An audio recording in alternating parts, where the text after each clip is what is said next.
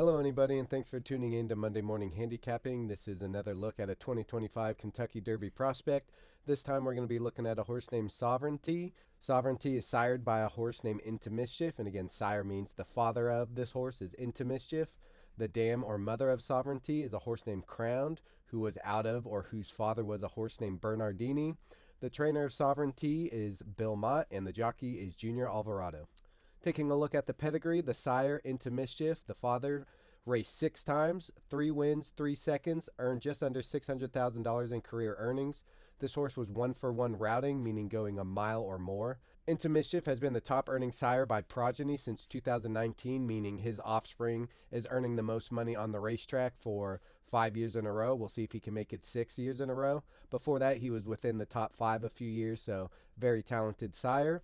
This is the only sire with more than one Derby winner in the past 11 Derbies or so. If you go back in this playlist and look at my video number 000, the first one I did, I broke down the past 11 Derbies, kind of looked at pace projections, who won, where the eventual winner was throughout the race, and so on and so forth. I'll put a copy to that video in the description, along with the Excel file of all the math, all the breakdowns of the paces of the last 11 Derbies. But again, Into Mischief, the only sire with more than one Derby winner in the past 11.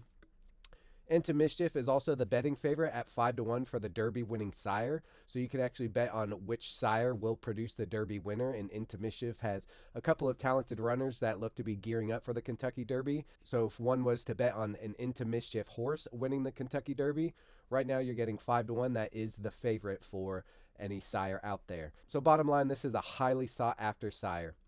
The dam, a horse named Crowned, was unraced, but this horse was sold at the Keeneland yearling sale in 2014 for $1.2 million. So obviously they purchased this horse just to breed it. So that bodes well for the breeding aspects from anyone coming out of Crowned. The dam sire, so the father of Crowned, was a horse named Bernardini. Had 8 career starts, 6 wins, a second, and earned $3 million in career earnings. This horse routed, meaning ran a mile or greater in 7 starts, 6 wins, 1 second, no third. So all 7 races either won or ran second one time. At the grade 1 level, which the Kentucky Derby is a grade 1, Bernardini ran 4 grade 1s, won 3 of them, ran second once with a grade 2 win as well as a grade 3 win. Going the Derby distance of 1.25 miles, Bernardini tried it 3 times, won twice, ran second once. This horse also won the 2006 Preakness Stakes, which is the second leg of the Triple Crown. After the Kentucky Derby, typically the winners go on to race in the Preakness Stakes, which is 1 mile and 3/16, at least in the 2006 year, and Bernardini won that. So this horse is talented enough to win some of those Triple Crown events, and ultimately just has excellent racing credentials, especially as we compare it to the Kentucky Derby. Look at the connection. So trainer and jockey. The trainer is Bill Mott. His career win rate is 19% from 28,000 starts. In the graded stakes level, he's a 16% winner from 2,300 starts. In the Kentucky Derby, Bill Mott has 1 win in 2019 via disqualification of Maximum Security. Also 3rd place in 2019 Kentucky Derby. On the Triple Crown Trail, the 3rd leg of the Triple Crown, in the Belmont Stakes, Bill Mott has a win, 2 seconds, and a third. Bill Mott has 15 Breeders' Cup race wins, which are highly touted races. The best horses in the world come and race in the Breeders' Cup, and Bill Mott has won 15 separate Breeders' Cup races. Bill Mott was 11th in earnings and 37th in wins in the year of 2024. Jockey, Junior Alvarado, career win rate 16% from 14,000 starts. At the graded stakes level, a 14% winner from 850 graded stake starts. Kentucky Derby, his best finish was 4th place in 2016. No other Triple Crown race achievements, according to Equibase.com. Junior Alvarado has 3 wins, 2 seconds, and a 3rd place finish in Breeders' Cup races. 16th in earnings last year, as well as 78th in wins in 2024, and that's jockeys across the board in the United States. As of now, taking a look at Sovereignty the horse from February 4, 2025. Currently 21 to win the 2025 Kentucky Derby, according to Twinspires.com, and the odds have been relatively steady. I've seen as low as like 17 to 1, I've seen it up to 24 to 1, but currently 21 to 1. Odds aren't really moving up or down much, so the consistency was something that stuck out to me. And this is a horse whose name I had heard floated about, so I wanted to take a deeper look. Currently has 10 points headed for the Kentucky Derby, and from everything I've heard, you're going to need about 40, maybe 50 points total. So this horse still has some work to do, but is well on its way. Sovereignty has 3 career starts so far, 1 win, 1 second, and $143,000 in career earnings at this point. Broke his maiden in a grade 3 race at Churchill Downs, going a mile in the 16th. And of course, Churchill Downs is where the Kentucky Derby is run at. So this horse has experience at the track, and pretty good experience at that, considering it won a grade 3 in its 3rd career start. This horse's speed figures have improved each race according to the Equibase speed rating. However, this horse hasn't raced since October of 2024, and since then, this horse only has 3 works since that last race with gaps, which is a little bit of a red flag.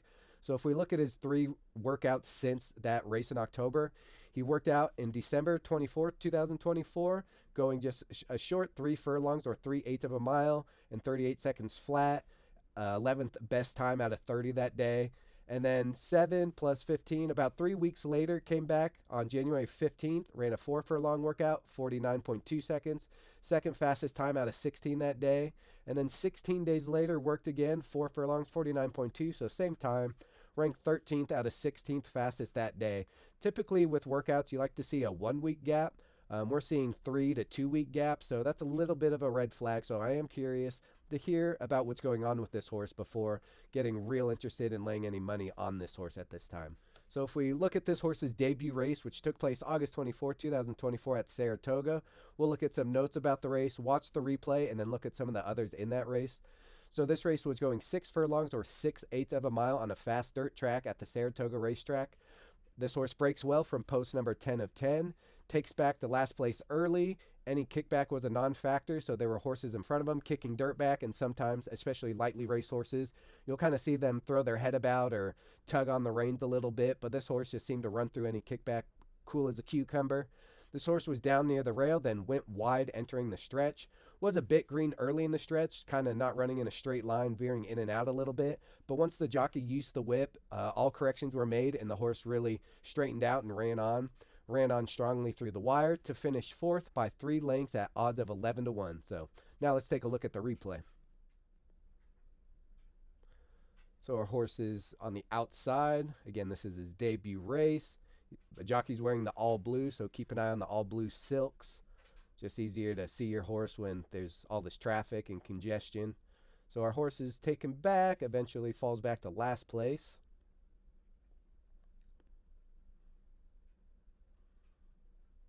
Falling down to the rail a little bit. Jockey's pumping his arms, but I wouldn't say in a desperate manner. Reading the body language of jockeys is always something newcomers should pick up on. This horse is slowing down, so our horse is going to have to avoid that one.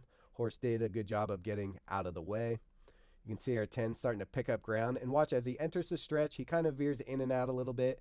Of course, it's his first race, so forgiveness is appropriate. But he's out here. Still just a hand ride. Right here, gets a little squirrely, tucks in a little, tucks back out. But then the whip comes out and really kind of perks up right here. One tap of the whip, straightens out, blows by this horse he was running next to, blows by this horse down here.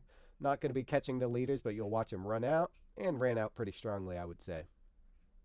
So the first place finisher of that race has 2 career races, 1 win and a second. This horse won this race and then ran second in a grade 1, which is the cream of the crop races, to Chancer McPatrick, who has been one of the top contenders of the Kentucky Derby. So going from this race to running second to a really talented, really well-touted horse, nothing to scoff at. So this first place finisher might have a good deal of talent. Second place finisher in this race had 4 career starts, 1 win, 2 seconds, ran 4th in the Pasco Stakes at Tampa Bay, so a few notches below the Kentucky Derby, but not humiliated. The third place finisher of this race, 3 career starts, a win and a third, ran 5th in the Grade 2 Remsen Stakes. 5th place finisher had 6 starts and only a 2nd place finish as of yet. Our horse ran 4th, so squeezed right in between these. So on debut to lose to these horses and was running on well late, not a bad run overall. Second start, September 27, 2024 at Aqueduct. It's a 1-turn mile on a fast dirt track at Aqueduct. Breaks cleanly from post number 2 of 6. There were 2 scratches in the race. This horse, Sovereignty, stalks on the rail in 3rd place by 2 lengths early. Tips 3 wide. That's 3 paths wide from the rail. So if you're down on the rail, that's 1 path. If you're next to the horse on the rail, that's the 2 path. This horse was 3 wide entering the stretch and responds to the whip yet again. tries to run down the relatively easy leader. So the horse that led in this race wasn't really challenged, had a little bit of pressure, but running down a loose or lone leader, a leader that isn't really pressured up front, is really hard to do. So Sovereignty tries to run it down, eventually closes the distance with each stride, but wasn't able to pass by the time the race was up. Sovereignty runs second at 2-1 by a neck margin, 4 lengths clear of the third place finisher. So really there was no other threat in the race other than the eventual winner. So let's watch that replay. So our horse is number 4 because it's post position 2. The 1 and the 2 were scratched.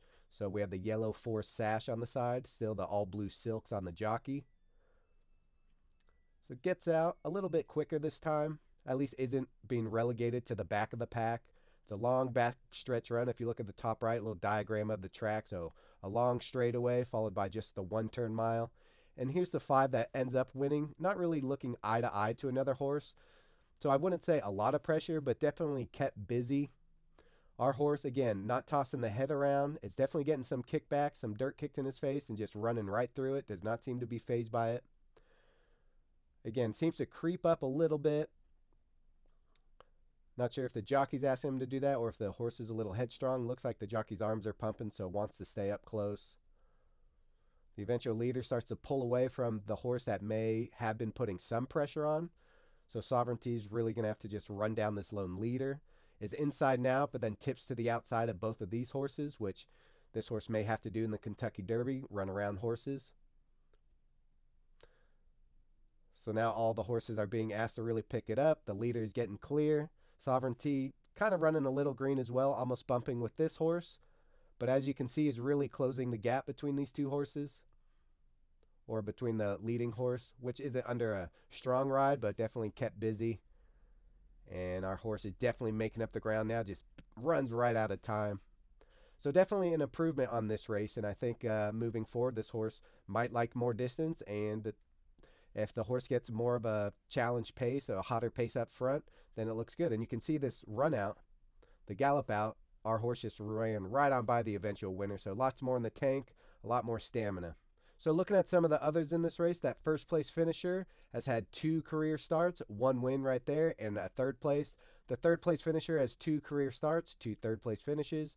Fourth place finisher, 5 starts, no first, seconds, or thirds. Fifth place horse had 2 starts, no first, second, or thirds. Sixth place finisher had 1 start. That was his first start. No first, second, or thirds there. So seemingly a weak field, but still a good effort, seeing as how the top 2 runners, our horse and the winner, were well clear of the rest. So basically did what was expected of them and looked good doing it, if I had to say so myself. Most recent race, October 27, 2024 at Churchill Downs. This race was 1 mile and a 16th on the fast dirt track at Churchill Downs, which again is where the Kentucky Derby will be run. Step up from maiden to a grade 3 and also from a 1-turn race to a 2-turn race. Breaks a half step slow from post position 9 of 9. There's 1 horse scratched in this race. So when we watch the replay, watch right when the gates open. This horse kind of stutters just a little bit. Cost him maybe a half length, a length or so. This horse was last near the rail by about 5 lengths going into the first turn. Tapped the brakes a little bit, entering the backstretch. It looked like the horse wanted to go on, but there's a horse right in front, so the jockey just had to take hold and wait. Kick back again, seemingly a non-factor. Horse is right in front of him, and Sovereignty just running through it, cool as a cucumber. Had to wait slightly halfway around the far turn. Again, our horse down near the rail. If it's going to get out, had to let another horse run by before he could swing out. Swings 5 to 6 wide entering the stretch. Passes every runner in the race. Whip was never needed. Jockey hand rode this horse throughout the whole race. And then goes on to win easily by 5 lengths as the favorite at odds of even money. So let's take a look at the race now. So there's our horse right there. Number 10 of 10, but only 9 horses in the field. So watch when the gates open. The horse kind of stops, hesitates a little bit. Doesn't really seem to make a huge impact on the race just because the horse looked like it was destined to rally from behind anyways, but definitely cost him a little bit of ground. And here we go. This is where I saw it look like the jockey had to take a little bit of a hold of the horse. See, it's getting a little closer to the pack. Obviously down on the rail, so has nowhere to go with the horse to its outside. Right here, just kind of jockey's pulling back a little bit on the reins. Tap of the brakes, I say. Lets the field get further out in front of him yet again. Body language of the jock tells me he's not in any hurry at this moment. The pace is solid, 23.5 to the first quarter mile. Again, Sovereignty wanting to stay down near the rail. Seems like this horse wants to stay down near the rail and then tip out late, which is good in longer races, but in the Kentucky Derby, you're going to have to go around quite a few horses, not run into traffic. So this is where Sovereignty had to let this gray horse go by before he could tip out. And then here he goes. Jockey still just under a hand ride, about 5 or 6 wide. Runs a little bit straighter in the stretch, a little more professional. Not really veering in and out like he did in his previous races. Did a little bit when the jockey was trying to get him to switch leads, and just blows by the rest of the field pretty easily. Never in doubt at this point, or from a eighth of a mile ago. It just wins super easily. Again, this is the Kentucky Derby track, and this was a grade 3, so is progressing along nicely. Even wins the gallop out. Just going on strong still. Looks like this horse has a lot of potential. Taking a look at some of the others in this race, the second place finisher, a horse named Tistastic, has 6 career starts, 2 wins, a second, 2 thirds. First place in an allowance race and a listed stake. And grade 3 level has a second and a third. At the grade 2 level has a third place finish. Third place finisher has 6 career starts, 2 wins, a second and a third. A first place in an allowance race at the grade 3 level has a second and a third. And this third place finisher is a horse named Sandman, who, if you remember, was just second after a horrible start last out in the Southwest Stakes, where the jockey almost fell off the horse right when the gates opened. And in that Southwest Stakes, this third place finisher in this race was 1.5 lengths ahead of the first place finisher here. So this horse seemingly, even though it ran third behind the second place finisher, next time out ran a length and a half better than the second place finisher, even with that horrible start in the Southwest Stakes. So this horse, Sandman, vastly improved going into that next race, the Southwest Stakes, of which both of these horses ran in. Fourth place finisher, 7 starts, 2 wins, and a second. A first place in an allowance race, which is a grade below the grade 3 stakes level. And the fifth place finisher, 4 career starts, 1 win, and a third.